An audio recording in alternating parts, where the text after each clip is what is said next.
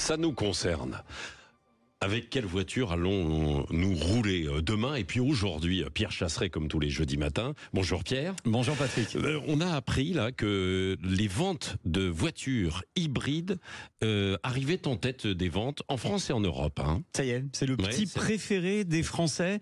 C'est le véhicule hybride. Alors hybride, il y en a deux types. Hein. Oui. Vous avez l'hybride rechargeable. Celui-là, il y a une prise, on a un petit fil à la patte. Et puis il y a l'hybride non rechargeable. C'est ce qu'on appelle l'hybride léger. C'est lorsque une petite batterie d'appoint va se recharger au fur et à mesure que vous roulez, et donc alimenter, aider votre combustion thermique.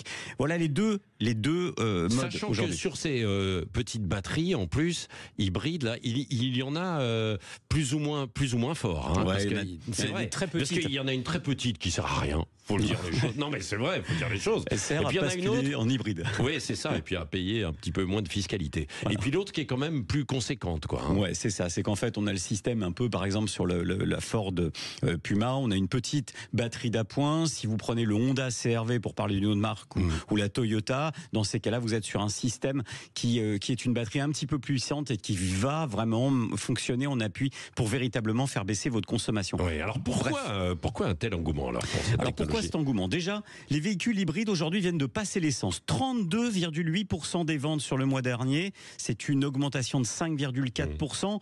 Les diesels sont en chute libre. On en vend à peu près 10% encore en neuf. Ouais. Et ce qui fait l'engouement pour cette technologie, c'est avant tout cette flexibilité, justement, Patrick. C'est qu'on n'est pas coincé entre la prise électrique obligatoire ou le 100% thermique. Vous avez cette flexibilité entre les deux. C'est en plus une énergie de transition, mais de vraie transition écologique. C'est-à-dire que là, on glisse vers l'électrique, mais pas forcément pour tout le monde. Le prix, lui, il est quand même plus intéressant que le 100% électrique.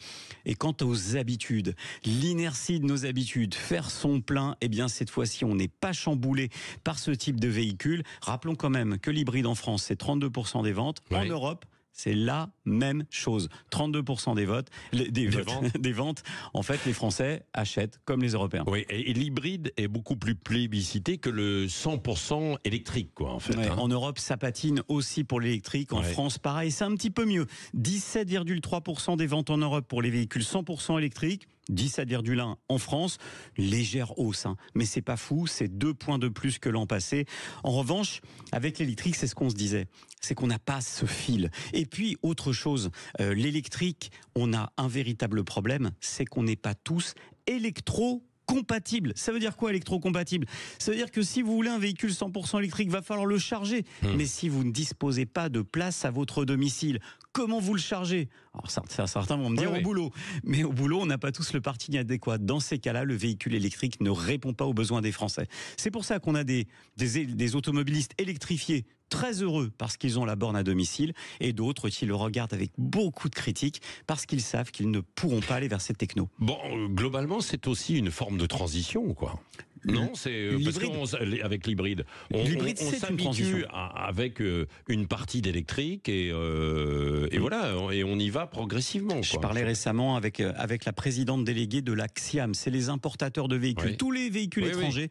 Elle me disait, Pierre, le véhicule électrique, ce sera, quoi qu'on en dise, le véhicule de demain. Mais demain au sens politique. Le problème, c'est que les Français, ils veulent un véhicule tout de suite. Et là, de ce côté-là, ils ont choisi l'hybride. Et les Européens, il n'y a pas que les Français, quoi. Et puis en même temps, il faut voir ce que proposent aussi les constructeurs. Toyota, par exemple, ne propose que de l'hybride. Ne propose pas de full 100% électrique. Oui, de 100% électrique. Et c'est quand même le numéro 1 mondial. Donc, Honda, Toyota sont les deux créateurs véritablement de l'hybride, notamment sur ce type de système. Merci Pierre Chasseret, que l'on retrouve tous les matins, bien sûr, sur Sud Radio. Puis n'oubliez pas, tiens, les vraies voix qui font rouler la France, Philippe David, Cécile de Ménibus, ce soir entre 19h et 20h. C'est sûr qu'ils vont revenir sur ce sujet et puis bien d'autres. La météo.